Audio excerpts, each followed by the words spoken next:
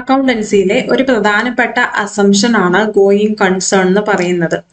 അതായത് ബിസിനസ് ചെയ്യുന്ന വ്യക്തി ബിസിനസ് തുടങ്ങുന്നത് ഒരുപാട് കാലം അത് കണ്ടിന്യൂ ചെയ്യാൻ പറ്റും എന്ന വിശ്വാസത്തിലാണ്. അത് തന്നെയാണ് ഈ ഗോയിങ് കൺസേൺ അസംഷനിലും പറയുന്നത്. അതായത് ബിസിനസ് എന്ന് പറയുന്നത് ഒരു ഗോയിങ് കൺസേൺ ആണ്, അത് തുടർന്നുകൊണ്ടേയിരിക്കും, അല്ലാതെ അത് പെട്ടെന്ന് അവസാനിപ്പിക്കാമെന്ന് ആരും വിചാരിക്കുന്നില്ല. ഗോയിങ് കൺസേൺ അസംഷൻ ഉള്ളത് കൊണ്ടാണ് നമ്മൾ ഇയർ ടു ഇയർ ബേസിസിൽ ഫിനാൻഷ്യൽ സ്റ്റേറ്റ്മെന്റ്സ് ഉണ്ടാക്കുന്നത്.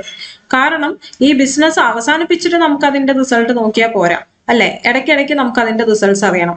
അതുകൊണ്ട് ഗോയിങ് കൺസേൺ അസംഷൻ ഉള്ളത് കൊണ്ട് നമ്മൾ ടൈം പീരീഡ് കൺസെപ്റ്റ് കൂടെ ഫോളോ ചെയ്യുന്നു. നമ്മൾ ഇയർ ടു ഇയർ ബേസിസിൽ ഫിനാൻഷ്യൽസ് ഉണ്ടാക്കുന്നു. അതുപോലെ അസറ്റ്സിനെയും ലയബിലിറ്റീസിനെയും ഷോർട്ട് ടേം ലോങ് ടേം എന്ന് ക്ലാസിഫൈ ചെയ്യുന്നത്, അതുപോലെ അസറ്റ്സ് ഹിസ്റ്റോറിക്കൽ കോസ്റ്റിൽ നമ്മൾ കാണിക്കുന്നത്, ഇതെല്ലാം തന്നെ ഗോയിങ് കൺസേൺ അസംഷൻ ഉള്ളത് കൊണ്ടാണ്. ഗോയിങ് കൺസേൺ അസംഷൻ ഇല്ലെങ്കിൽ നമ്മൾ ഫിനാൻഷ്യൽ സ്റ്റേറ്റ്മെന്റ്സ് ഉണ്ടാക്കുന്ന രീതിയിലും വ്യത്യാസങ്ങൾ വരും.